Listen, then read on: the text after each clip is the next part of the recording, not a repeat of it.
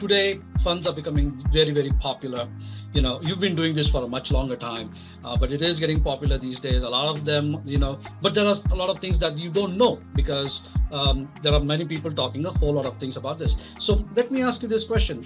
All these funds that you're talking about, they are kind of like a blind fund. Am I correct? Yes, well, they're, I would say, semi-blind pools, because you're telling them, here is what I'm going to invest in, these type of things. A syndication is very property specific. I'm going to buy 123 El Camino Real in this location, 100 units, etc. So very good point. These type of funds are saying, I'm going to buy these type of properties in these locations.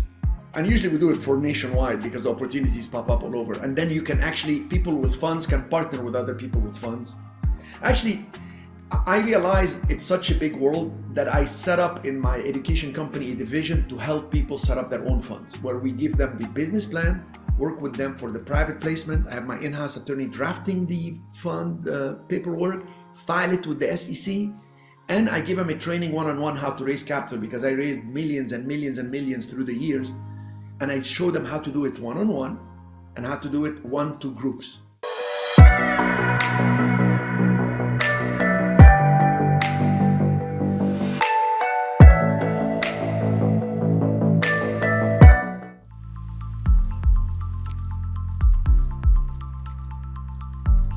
Hello, everybody. My name is Sanjay Hegde, your host for REI Secrets Spilled, Fast Track to Riches. And today I have a real estate investor, fund manager, and educator, Cherif Medawar. For over 35 years, Cherif Medawar has been a force to be reckoned with in the real estate arena. His journey began in California, where he honed his expertise in high-end residential properties and various commercial property. Cherif then set his sights on Puerto Rico to invest in commercial real estate, mixed use, Airbnb, and boutique hotels. He is the largest owner of commercial historic properties in Old San Juan, Puerto Rico since 2004. So, welcome to REI Secrets Spilled, Fast Track to Riches, Cherif. Thank you, Sanjay. Thanks for having me. No, the pleasure is mine. With your kind of expertise, having you on the show is going to bring so much value to our listeners. So I'm super excited to, have you on the podcast and listen everything about you, and learn everything from you. And I'm pretty sure you'll be throwing out some real gold nuggets out there for all of them, especially for me to learn and also to the listeners. So, Sheriff, tell me a little bit about how did you get started and what got you into this whole thing? Well, great. So I was in the hotel business. I wanted to be a hotel general manager. So I was working at a very nice hotel in Los Angeles called the Century Plaza Hotel in Century City next to Beverly Hills. And it's a 5 stars, 5 diamond, beautiful hotel. We had the presidents of the United States. They stayed there, Ronald Reagan, etc., in the early 80s.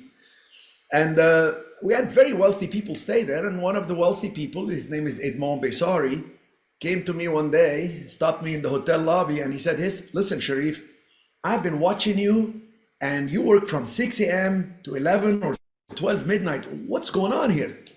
And I was just like, "Wow, sir, I don't know if you noticed, I have a golden name tag." I was 20 years old, I said, "They identified me as a potential general manager. If I work hard for 10 years, I may become the top guy." And he said, "Cherif, are you crazy? They tell you what to do, tell you what to say. You need to work for somebody like me." I said, "What do you mean? Doing what?" He said, "I have real estate around the world.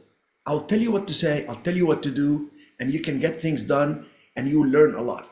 I wasn't excited, I got scared. I said, "Sir, thanks for your trust in me, but I don't know anything about real estate." And he held me by the shoulder and said, "You're at the right place at the right time. Just say yes." I had faith in God that I was at the right place at the right time, and I said yes, and the rest is history. I worked for him for 8 years. Oh, lovely.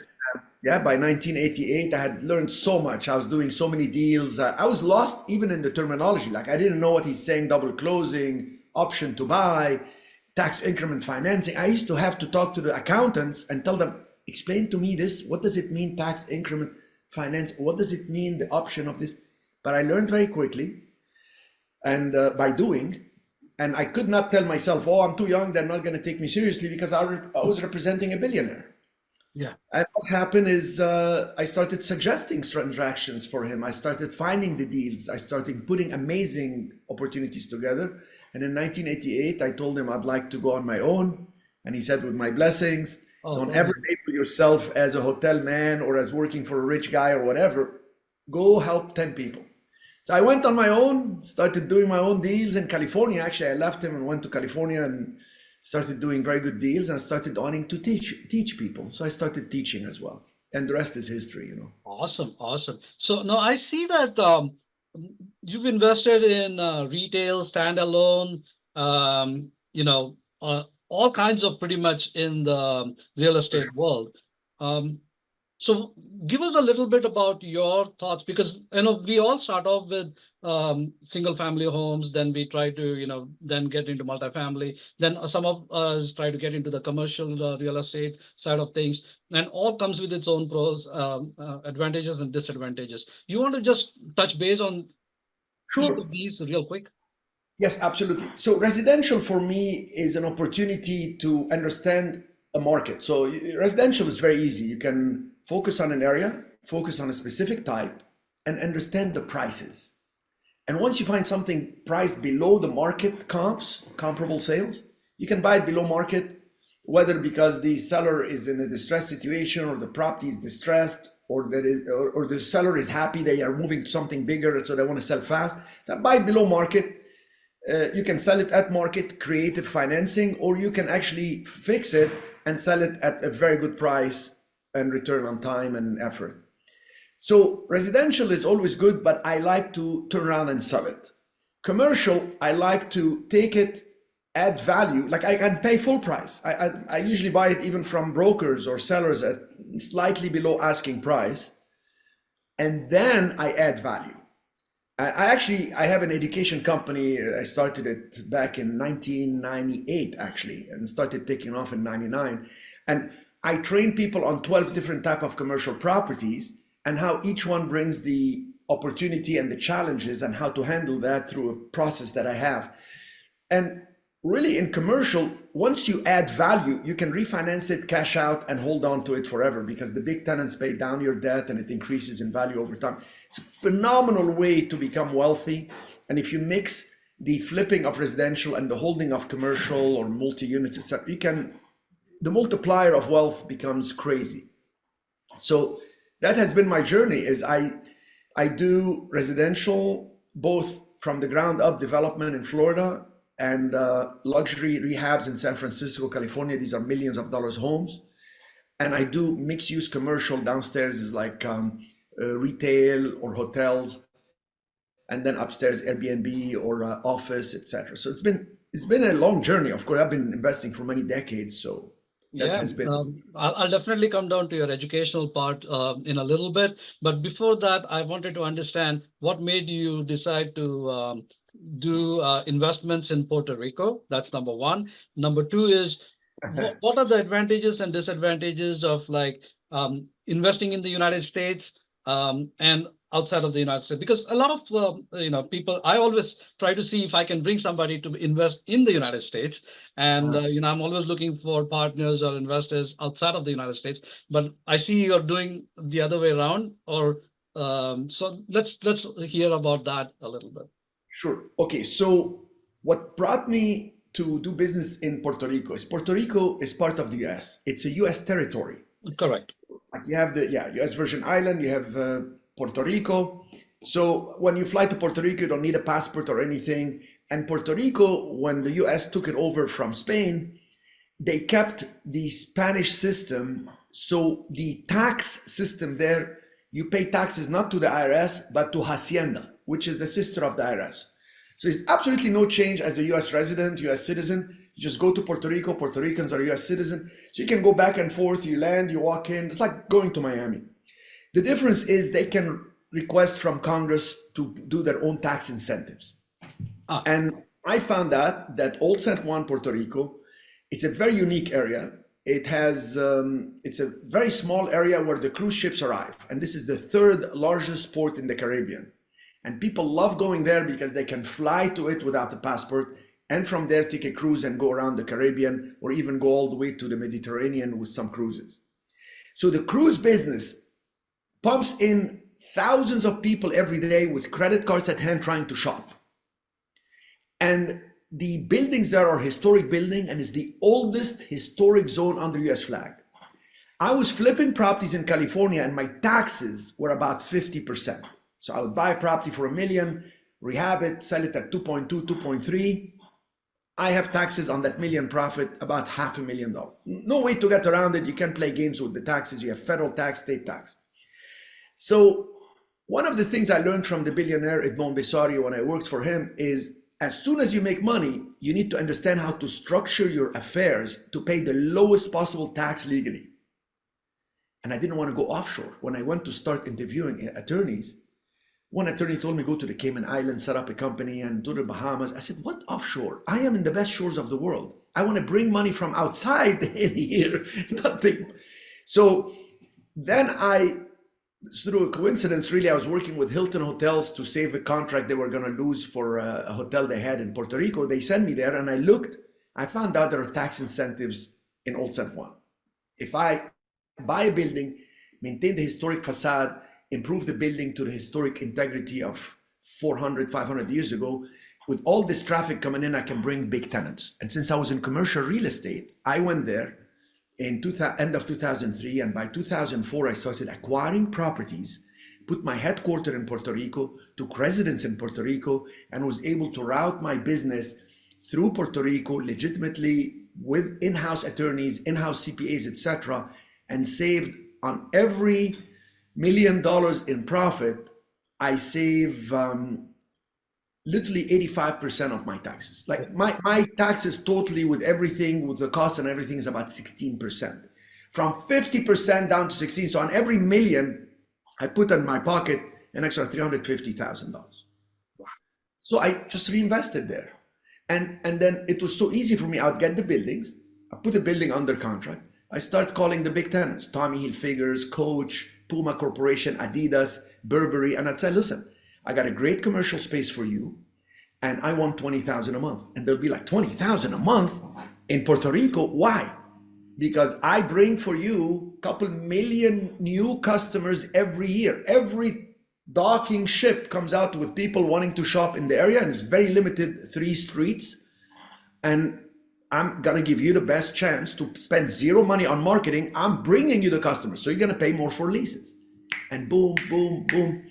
Within 3 years, I transformed my life, transformed the area, and many other people started coming because, you know, once people could see what's happening, and I now have 30 buildings. Of course, 20 years later, it's a lot easier to talk.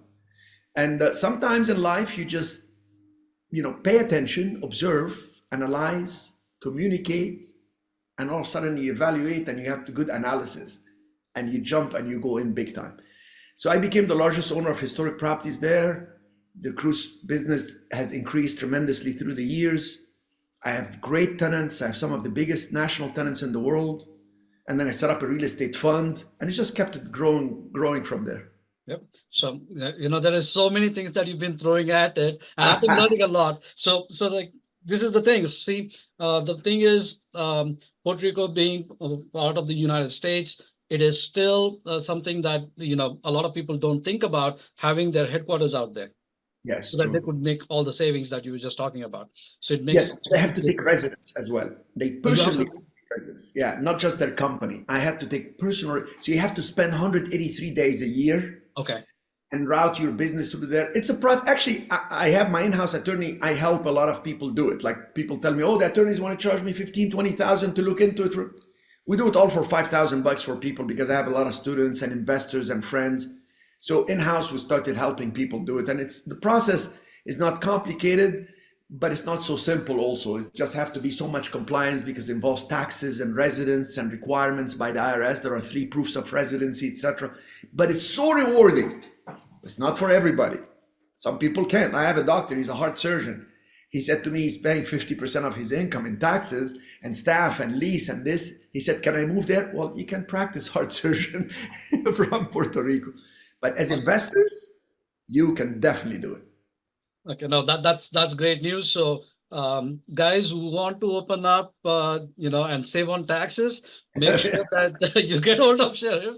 That's number one. And see, this is the thing. Like there are always so these nuances, right? Like you got to stay there for X number of days, even though you are a U.S. citizen. It's part of the United States, but you Yes. still have to be there for a certain period of time so that you can establish, the residency as well as the company.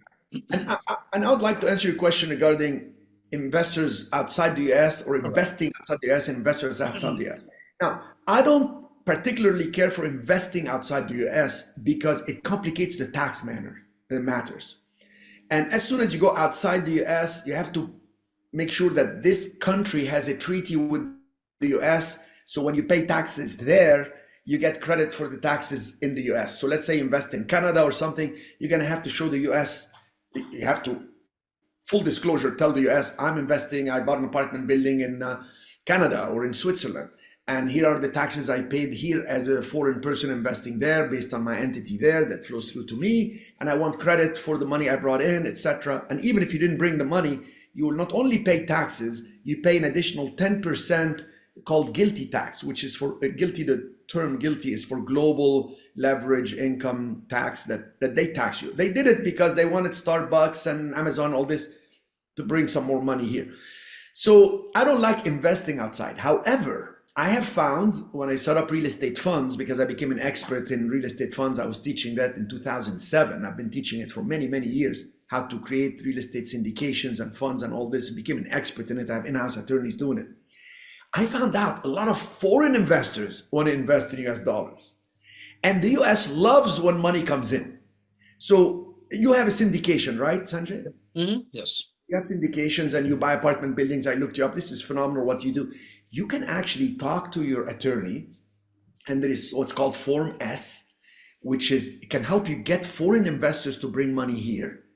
And usually when you pay the investors, you have from the US to somebody outside the country. Let's say they are in, I don't know, Japan, China, they are in France. It's supposed to be that you withhold at the source here in the US 30% of what you're going to pay them out there. So the US can make sure they file taxes. They file taxes, they get credit back or additional tax, etc. But there is a way to do it right, which is a foreign person can set up an LLC here in the US, loan their money to the LLC, and the LLC, a US entity, invests with you.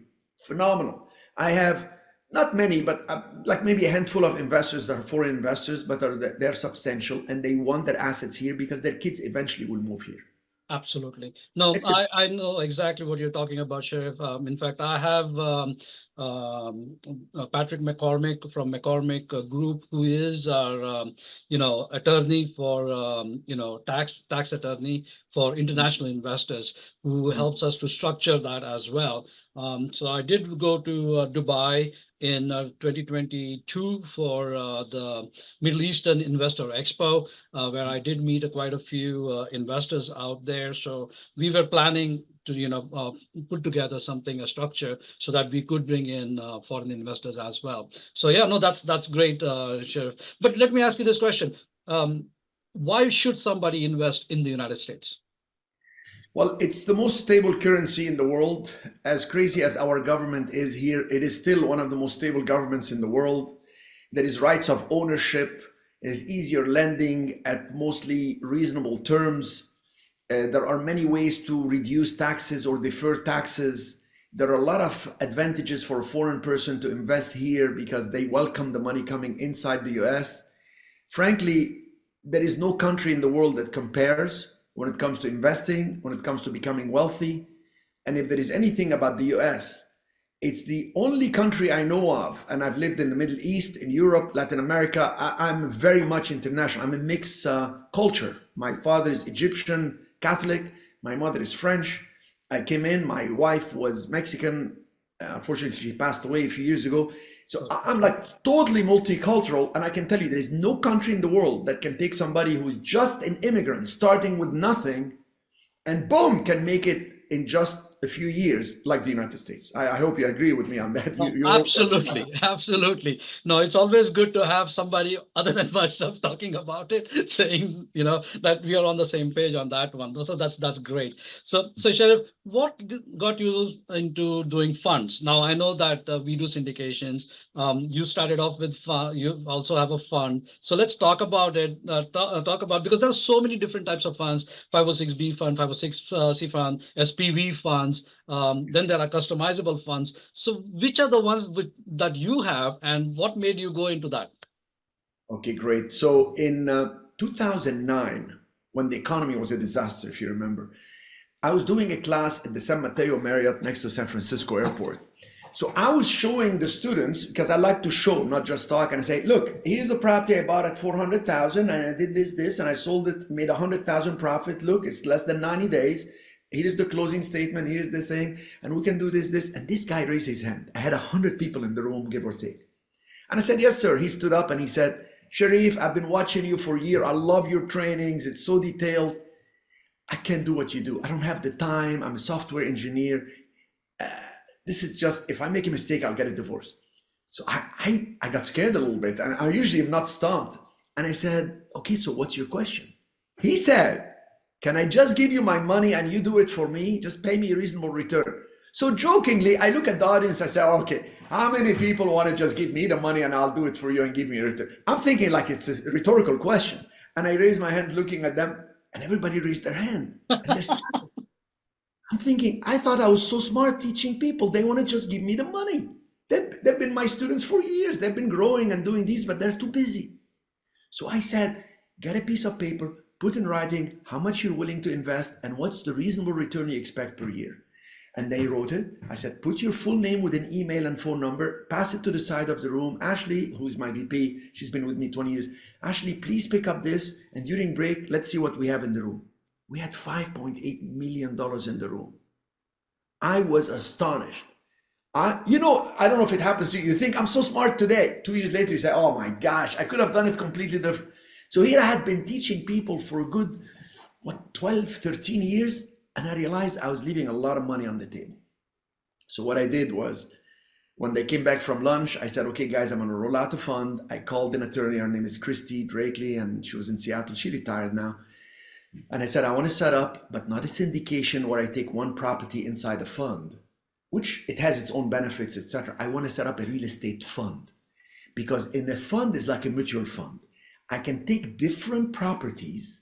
So I can set up a fund and I can say, I'm going to buy apartment buildings. I'm going to buy storage facilities. I'm going to do fix and flips. I'm going to do some tax liens. I'm going to do some notes.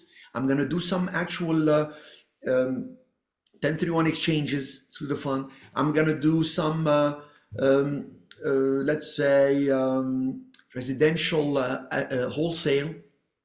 So I do an all-encompassing fund. And I say, it's going to be a debt fund. I'm going to pay you a fixed return, 6% or 8% per year. If you put 25,000 minimum to 249,000, I'll pay you 6% per year. If you put 250,000 to millions, I'll give you 8%. There are no fees. I charge you no acquisition fee, no management fee, no disposition fee. I made it very simple. And I said, I'm conservative. If you think somebody else want to give you more, great, go with them. Or maybe put some money with them and somebody with me. But I'm conservative. I want to make money, and I will have you participate in my deals. I thought I would raise 5 million in 1 year. We raised 5 million in less than 90 days. Oh, wow. And it started growing. And I could go to $1 billion if I want, but I don't want the fund to become an obsession where I can't sleep at night. I like to have fun with it. As a matter of fact, I believe, if I may share with you my philosophy, the minute you don't have fun and you're not playful, the game makes you go inside the problems. I want to always be outside looking at the problem so I can solve it. Because Sanjay, we make a goal and then we're going to go toward the goal and we meet obstacles and problems and nightmares and realities that it's like, what is going on? So if you're not able to keep the playful mind, you lose the creativity, you lose the game. So I stay around 100 to 150 million, and then we sell properties and go back to 100 million in total assets. I have a lot of portfolio that I have on my own. So to answer your question, what are the best funds? There are two best fund structures. The Reg D 506B, which is the old one from 1933, that allows people like you and me to raise capital from friends and family We cannot publicly solicit other investors, only people with whom we have an existing relationship. And we can take 35 non-accredited people and unlimited accredited people. Who are accredited? Accredited are those who have $1 million in net worth, excluding their home. You know all this, but I'm saying it for the audience, those who don't. Yes. So that's a great one when you're starting and you have a group of people, you know, family members, people know you, investors know you. You say, listen, I need to get some people that already know me and they're not accredited. I'm gonna raise 100K here. I'll raise maybe $1 million, $2 million, and I'll get this apartment building or this storage facility, 5 million, 10 million. Great way to start. The other great one started in 2015 when they changed the laws and said it's gonna be called the Reg D 506C, and that allows you to publicly solicit, take people you've never met before. You can literally go on social media and say, I have this beautiful opportunity, would love for you to come in. I mean, I'll send you the private placement memorandum with the details, but here is the gist of it. Property here, there, that, etc. And only accept money from accredited individuals. So we got so good at this game, and ideally, to be honest with you, is to have two, to have both. Because you have friends and family that you want to take some non-accredited, and you want to position your fund, like you can do two funds, and you can do joint venture partnership setup. You set up a Reg D 506C to publicly solicit and tell people, listen, this is what we got. So this is what I have. I have Mixif, which is a Reg D 506B, has been up and running 15 years, never missed a payment, always paid investors. And we have SFI Fund, and that one is Reg D 506C. So we can do non-accredited, we can do public solicitation, and their funds. What does it mean, a fund? A syndication, you're offering investors cash flow, and when you sell the property within approximately 5 years, you're giving them percentage of the upside. I don't do that. In a fund, I just pay debt, 6 and 8. If people put $1 million plus, I may make exceptions for them, so I commit the money for this long or whatever, because I cash out the people within a 12 months notice with no fees. Anytime they request the money, we cash them out in full. But in a debt fund, not a syndication now, equity, debt fund, I pay them fixed return. So when I buy a building and it increase, if I sell it, I take the money, buy something else. I don't pay them out. I don't pay them from profits. And what happens is at any time I can refinance the building, cash out money, cash out the investors, keep the building in my family. So I had 50 million in real estate when I started the funds. I have personally over 100 million in real estate because of the growth of the fund. And my investors, I can just cash out California alone, pay out the investors. And I still have all Florida and California, so and Puerto Rico. So to set up a real estate fund, it's great for the investors because they can rely on a steady return. I do the payments every 6 months. And it's great for me as a fund manager because my risk is controlled. Too many entities, a lot of properties. I can sell this one, I can keep this one, I can refinance this one. Beautiful power of holding and of flipping. And when somebody requests their money, I can literally get new money in for the asset. It's like refinancing, Chase to Wells Fargo, cash them out. Completely different, less headaches, less problems. And I've had loyal customers that reinvest their money, because when you reinvest 8% per year, in 10 years, it's like 12% annual rate of return. 19 point some years, it's like 20% annual rate of return. I've had people double their money and they're so happy. So that's the difference. And those are the two types of funds. Sorry, long answer to the short question. No. This is good. This is fun, because this is what a lot of people need to understand, because today funds are becoming very, very popular. You know, you've been doing this for a much longer time, but it is getting popular these days. A lot of them, but there are a lot of things that you don't know, because there are many people talking a whole lot of things about this. So let me ask you this question. All these funds that you're talking about, they are kind of like a blind fund. Am I correct? Yes, well, they're, I would say, semi-blind pools, because you're telling them, here is what I'm going to invest in, these type of things. A syndication is very property specific. I'm going to buy 123 El Camino Real in this location, 100 units, etc. So very good point. These type of funds are saying, I'm going to buy these type of properties in these locations. And usually we do it for nationwide because the opportunities pop up all over. And then you can actually, people with funds can partner with other people with funds. Actually, I realize it's such a big world that I set up in my education company a division to help people set up their own funds, where we give them the business plan, work with them for the private placement. I have my in-house attorney drafting the fund paperwork, file it with the SEC, and I give them a training one-on-one how to raise capital, because I raised millions and millions and millions through the years, and I show them how to do it one-on-one and how to do it one-to groups. And it's been a very successful program, because these students actually that end up setting up their own funds end up raising capital and doing joint venture partnerships with me. So they can, let's say they raise 50K, but they need $500,000 to start their own deal. So they can in increments put it with me, joint ventures. And then when they have $500,000 or $1 million, they can call the money out, and then they're on their own. And then usually I look at what they're doing and say, okay, let me partner with you on that and this. So it has been, in life, you can't help. When you give, you get back. Like, you are helping people to meet other people like me and other better people than me that you interview. And you learn more, I learn more, and they learn more, and the pie grows bigger. Absolutely. So let me ask you this question, Cherif, because I know there is cost associated when it comes down to building these kind of funds, especially Yeah. if somebody is getting just started off in the industry. How difficult or challenging do you think it is for someone who's just getting started to Mm. say, hey, I'm going to open up a fund and expect people to just blindly put money into his fund, because this guy has zero understanding about that particular industry to begin with, but he's coming in and he felt like, hey, because he hears or she hears about funds so much that they feel that, okay, anybody can do this and go it. So do you think that it makes more sense for them to have built some amount of credibility before they start a fund? Yes, it's a very good point. The key thing is, I ask them, have you done a couple deals that were successful?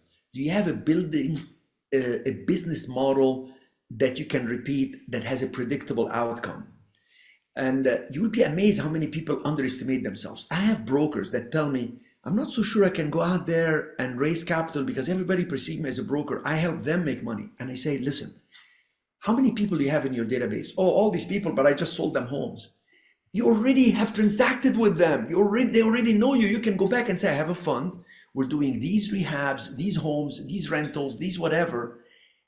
And I would like you to participate at 100K per unit or something. And then they realize, oh my gosh, I can like pull $3-4 million in no time. I just the latest person who helped them set up a fund. And my cost, all included, is less than any attorney doing it. It's like I can go head on with any cost out there, and they need just one fund for 20-30 years. It's not like for each deal. This guy was a broker, and he brokers these, and he makes a commission of 2 points. They do hard money loans and other types of loans. And all of a sudden, he listens to me on an interview. I was actually being asked some questions from a bunch of students, and it got posted on YouTube. So he reaches to my office, he talks to Ashley, I talked to him, he said, I want to set up a fund, but how will it work for me? I'm just a mortgage broker. I said, how do you loan the people? I do the paperwork, I do this, and I go to these institutions, I get the money. I said, now imagine you have the fund and you give them the loan. He said, oh my God, these loans are 12 and 13%. And I can pay the investors 8. He said, I talk to individual investors, they give me 8, but I can put them in a fund? I said, yes. It changed his life. In 1 year, he made $2.6 million. This man has been busy, his wife has been sick, and he has been working so hard for 2 points on the mortgage commissions. Now he's able to make not 200, 300,000 a year, which he was like bragging about how much he makes, and he's very busy, but he makes 300,000.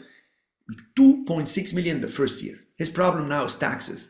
He can set up in Puerto Rico. I told him he could practice, but he can't because he has to be in California. But the point is, some people underestimate themselves. They don't know what's out there. Like I didn't know, for example, when I started, that I could create a structure that is that I can do debt return, and I can make an exception and offer people some equity. But I found a way through the SEC to do it. And I became an expert because After 10 years, if you're running one fund after 10 years, you get sometimes what's called an administrative audit by the SEC.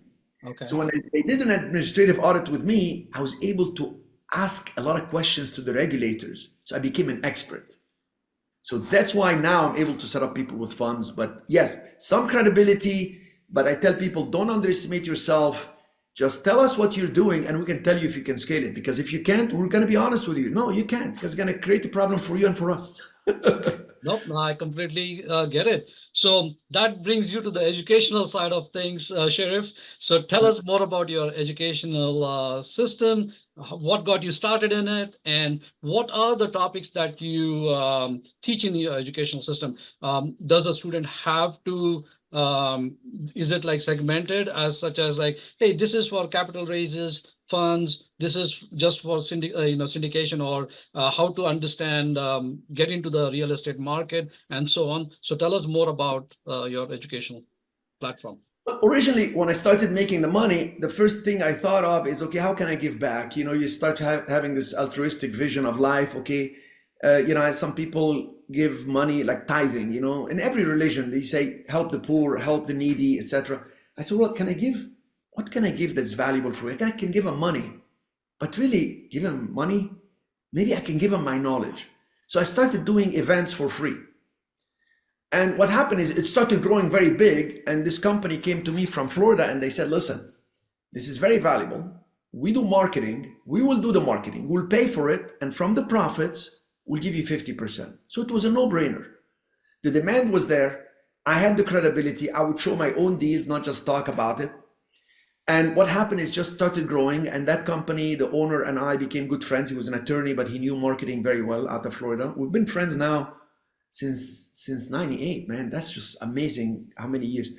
And what happened is, as it started growing, I got better because I could not answer a question that I was not an expert in. So if there was a question that I didn't know, I'd say, okay, after lunch, I'm going to talk to an attorney. I'll get you the code. I'll get you the answer. And legally what happens if this.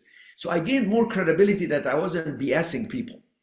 What happened as we got so good, then I wrote a book called Blue Ocean Opportunities in Commercial Real Estate. It's on Amazon for $2 or something. I mean, that's the lowest I could sell. I just wanted to help. But like I said to you, you can't help unless, like, it's a universal law, if you will. Exactly. So it started growing. And then in 2009, people asked me if I would just set up a fund so they can invest with me. Today, we have really, I would say, two main programs. One, I call it the joint venture program, is wholesaling commercial real estate. A lot of people say, I want to get into commercial, I wholesale residential, or I want to start, I don't know, what's the lowest risk? So if I can take 40 seconds and tell you about it, may I? Sure, please. So I train people how to identify, these are new people. I mean, it could be an expert, but I'm just like new people. You want to wholesale commercial? Wholesale the deals to my fund. I have millions always in reserves. I want to deploy in specific type of properties. I tell them, anywhere in the country, they could do this anywhere in the world. I've had a lady did it in Malaysia. You find a single tenant building, a standalone building like a Jack in the Box or an old Starbucks that's sitting vacant. And you're driving by, you see that's for sale. You call the broker. Hi, how much for the building? Oh, we want 800,000. Let's say you negotiate it to 700,000. You put it under contract, you automatically, for a commercial deal, have 45 to 60 days for due diligence. You have no obligation to buy. Sure. Just within those 45 to 60 days, you call on the national tenants. You call the Starbucks, the Jack in the Box, if it's a different type of setup, Hertz Rent a Car, etc. All you need is one tenant to call you back. That tenant says, we got your voicemail message. We looked at the address. We did the studies real quick here online because it's all online. We like the traffic, the neighboring tenants. We are Jack in the Box. We want to lease it for 10 years. Can we go visit the place? We go on a conference call, discuss the letter of intent, like how many years, etc. They usually want to rent 10 to 15 years. They look at the place. We finalize the deal. We usually have to give them some money like tenant improvement. And then they sign. They sign for, let's say, 100,000 a year, like 8,300 a month. That 100,000 a year, you go times 16 is the value of the building. So it becomes worth 1.6 million. But it was for sale at 800. And maybe you negotiated it to 750 or 700. So the value of the building jumps 800 to 900,000 instantly. So I trained people to do this, and they came back a few months later. I'm doing another training, and people came and said I couldn't do it. Why? They wanted proof of funds. I don't have proof of funds to buy for 700,000 cash. I didn't have the tenant list. Like, how many tenants can I call? I didn't know how to negotiate the deal with the broker. I didn't know how to negotiate with the tenants when they called me back. So I changed the program and I created what's called a joint venture. So I train the people. They come into the program. They pay me a fee to get trained and have access to a proof of funds for millions of dollars. Up to 3.8 million, we give it out. Number two, we give them the script, what to tell the brokers. They say, I represent the fund, MIXIF or SFI fund. They actually get credibility right away. They show the proof of funds. They put it under contract with their own money for $5,000 because we're paying cash. We're closing all cash. I give them the tenant list. We created a tenant list with the name of the tenants, who to contact, who they like to be next to, the size of the place they want. As soon as a tenant responds by email or voice call back, they set up with me and we set up a Zoom call and we make a deal happen. I just recorded yesterday a deal with McDonald's. My student did an assignment fee, $81,250. He took the training 4 months ago. I don't know of any company that has as many success stories as I do. I have over 1,000 video success stories. We've been doing that program for 4 years. We limit it by market. Eventually, the second deal, they do it on their own. The third deal, they're up and running. They just buy the buildings themselves. The buildings come with the corporate guarantee, triple net. It's that, like, if you ask me, how did you become rich? That's what I did. And I didn't want to tell anybody in the beginning. I thought like, oh my God, this and the tax reduction and the compounding, I'm going to do a fund, I'm going to do more. And again, I said, how dumb am I? I can involve all these people with me and can find these around the country that are even better, grow faster, raise more money, have everybody grow with me. But it's not for everybody. Some people are way better than me. Like, I'm sure if I talk to you about apartment buildings, you're going to teach me 2-3 things that I never even thought of, you know? But that's the power of getting the right training, doing it in your backyard and working with a fund that you can wholesale to. Because I pay them an assignment fee. Let me tell you. So the student that puts $5,000 in the deal, using my proof of fund, calls the tenant and gets the tenant interested, and I negotiate with the tenant. When the tenant says I'm ready to come in, and I may give the tenant 100,000, 150,000 for tenant improvement to improve the space. Still, if the building was under contract at 700, and now the tenant's coming in and wrote that they're coming in, so the building value goes to like $1.6 million. So that difference is 900,000. I pay the student an assignment fee of 10%. So they make $90,000 on that deal at the closing. It goes through escrow. It has to show on the closing statement on this, with the title company, etc. So the students have a big incentive and no downside, because if they put 5,000, lock in the deal, show my proof of fund, and find no tenants interested in that location, they just cancel the deal and get their money back. So powerful with no downside. Hence the success stories, the growth with my students, my own growth. And if I was obsessed about money, I probably would do it like every day, be like, on the phone, but you know, it's working well. We're pacing ourselves, and I have a life. I can be with my kids, I can travel, and all is well. Lovely, lovely.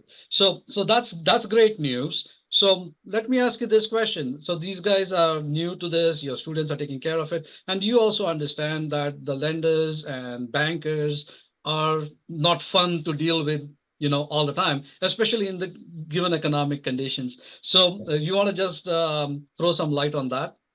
Yes, this is where setting up a fund is the most helpful thing in dealing with banks. So, for example, banks used to do 20% down, give you the loan. Then they went to 30%. Now they're 35% down with cash reserves for 1 year of interest rate in advance. How can you do the deals? You create a real estate fund, you put a bigger down payment, they're relaxed, they give you better terms, you negotiate. If you're doing, we do the properties, we have the cash. So we buy properties in San Francisco, for example. Buy the property, it was $4 million for sale. We got it at 3.8 million. Why? Because we paid all cash. We got it. We got a refi from the bank and got a credit line for the rehab of $2 million. We did the deal. Now the property is going to sell at $9 million. 266 Pacheco. That's the address, San Francisco, California. People can check it out and see. So having the fund, you're grouping individuals together, putting your money and some of their money, or putting none of your money, their money in a deal that has a good upside. You coordinate everything with construction loans, and the banks become more willing to work with you. But if not, I can pretty much guarantee the listeners that in the next 4 to 5 years, they will either have to join a syndication like yours or a fund like mine, or they're going to actually, those who are doing the deals will have to set up one, or they have no chance to make money. There is just no way, because everything is getting owned by the big players that come into North Dallas and say, we're going to buy all the rentals here. And all of a sudden, in 90 days, there is nothing available for the normal individual, average individual. Already the wholesalers that wholesale residential have sucked the inventory that used to go to the auctions, because they tell people, don't go to the auction and ruin your credit. I'm going to assign it here, but just sell it to me lower. And the person is desperate. So it is like everybody's jumping on everybody in the wholesale market of residential. Nobody's doing wholesale commercial like I do. Very few are doing syndications the way you do. And that's that. People need to understand where the market is going, but it's so hard to predict the future. But it's pretty obvious. So the answer to banks, the answer to deal making, set up your own structure or join a structure that's up and running. And when you set up your own structure, you're under no pressure to go and perform. You can raise money, stop the money, do the deal, get out of the deal, pay the investors back, especially if you have a fund, you're in, out. It's just very relaxing. So that's my 2 cents worth on that. Oh, that was awesome. So, Thank you.